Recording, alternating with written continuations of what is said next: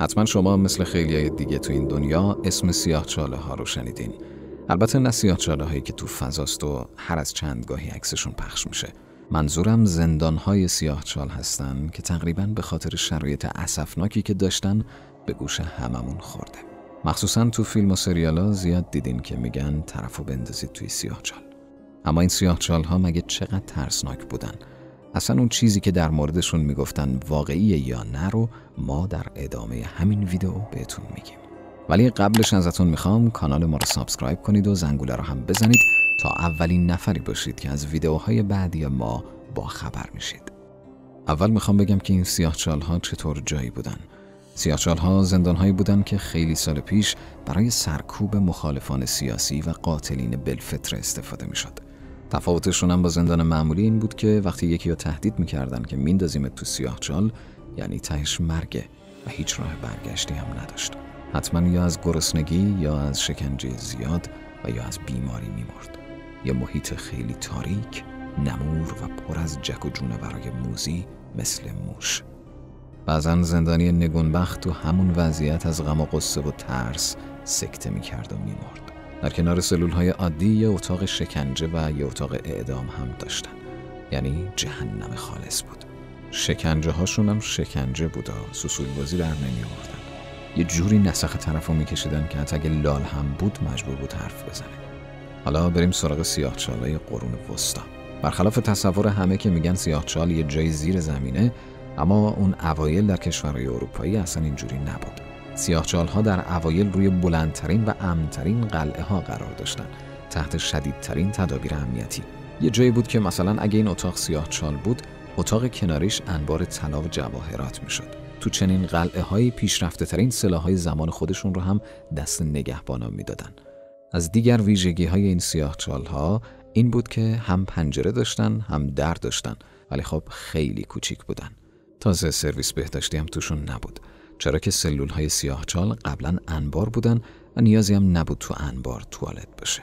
بعدها شاهزاده‌ها و پادشاهان دیدن به به عجب اتاقای باحالی، با صفا، ارتفاع و ویو عالی. با خودشون گفتن چرا تا الان خودمون به فکرمون نرسید که بریم همچین جایی با صفایی بشینیم.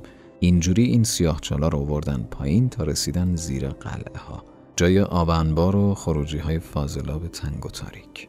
بعضن سیاهچال‌ها شده بودن یه محیط خیلی تاریک یا ظلمات مطلق که هر جک و جونوری از جمله موش و مار و عقرب و عنکبوت توش رفت آمد می‌کردن. زندانی‌ها کاری نمیتونستن بکنن، یا قل و زنجیر بودن یا دیوارا انقدر ضخیم بود که کسی صداشون رو نمیشنید. اما تو این سیاهچال‌ها چی کار می‌کردن؟ اصلا اساس ساخت اولین سیاهچال‌ها چی بود؟ هدف اول و آخرشون که شکنجه و اعتراف گیری بود، اما در کنارش قاتلین رو هم به بدترین شکل ممکن اعدام می‌کردن. وگرنه اینکه اونجا زندانی نگه دارن و اینا اصلا بنا و اساس کارشون نبود، چون هیچ زندانی اونجا زنده نمیموند که بخواد چند سال زنده بمونه. یه چند تا از این شکنجه ها رو که قوانین یوتیوب اجازه میده بهتون میگم، بقیه‌شون انقدر خشونتش بالاست که ما جرأت نشون دادن نداریم. مثلا یکیش اینجوری بود که آدم زنده مینداختن توی مجسمه فلزی از گاو، زنده کبابش میکردن. یا قطع عضو با وسایل اون دوران و بدون بی‌حسی و بیهوشی که دیگه کابوس بود. یه شکنجه هم بود به اسم اتاق فراموش شده. طرفو با طناب از بالا میفرستادن داخل یه محفظه خیلی تنگ که نمیتونسته بشینه، نه زانوشو خم کنه، نه حتی بچرخه. اینقدر میموند تا اعتراف میکرد. اگه خیلی دل رحم بودن یه تیکه غذا از بالا براش مینداختن. تو کشور پرتغال یه سیاهچال بود که سلول به سلول که متهمو میبردن هی تنگتر و تاریکتر میشد تا اینکه قبل از رسیدن به سلول اصلی یا از ترس بمیره یا اعتراف کنه. یه سیاهچال هم بود به اسم مامرتین که گذاشته بودنش سر راه خروجی فاضلاب شهری.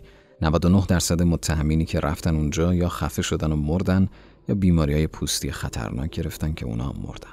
توی مامرتین زندانیا رو میذاشتن توی قفس و ولشون میکردن به امان خدا. طرف از بوی گند فاضلاب میمرد. یه سیاهچال هم توی چلینگهام بود. از 6 متری طرفو مینداختن پایین که یکم استخوناش بشکنه یا در بره. اینقدر غذا بهشون نمیدادن که از گشنگی میمردن. بعدش هم بقیه زندانیا همون کسی که مرده بود و میخوردن.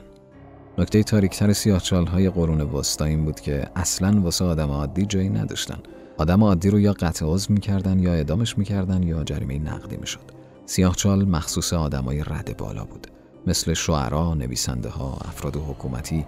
البته طبقه اشراف‌زاده‌ها هیچ وقت به سیاهچال نرفتن، بلکه اونا آزادانه تو هر کجای قلعه میتونستن قدم بزنن، ولی خب حق خروج از قلعه رو نداشتن.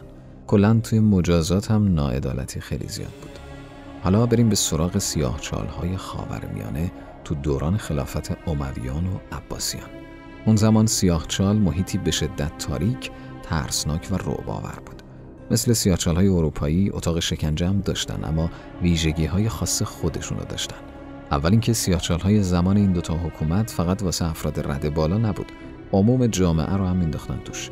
دوم اینکه مثل قرون وسطا به صورت موقت نبود که یه مدت طرفو شکنجه بدن و خلاصش کنن. این سیاهچال‌ها تعریف شده بودن واسه چند سال زندگی زجرآور در بدترین شرایط ممکن.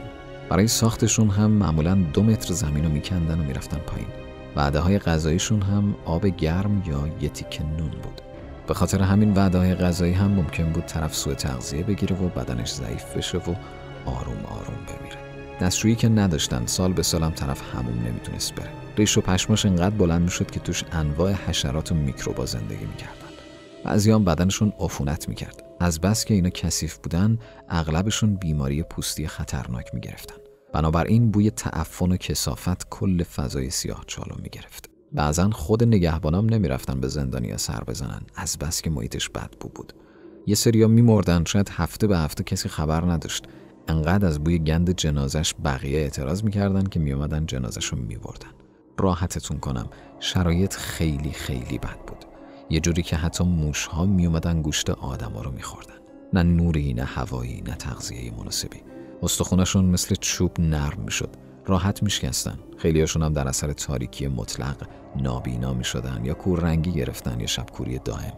انقدر همه چی یک نواخت بود که طرف یادش میرفت امروز چندمه، اصلا شب یا روزه. بدترین این سیاهچال‌ها هم اسمش دیماس بود که دست همون امویان بوده. یکی هم تو دوران معتصم بود که اونم وضعیت جالبی نداشت. اینا اوضاعشون خیلی داغون بود. طرف تو این سیاهچال‌ها روزی 1000 بار آرزوی مرگ میکرد. عمر اسارت بعضیشون شاید اندازه عمر یه آدم طول میکشید و خلاصی از اونجا به آرزو تبدیل میشد. خلاصه که سیاهچال‌ها به تاریخ پیوستن، ولی کاش هیچ زندانی روی کره زمین نباشه. آزادی تمام زندانیای جهان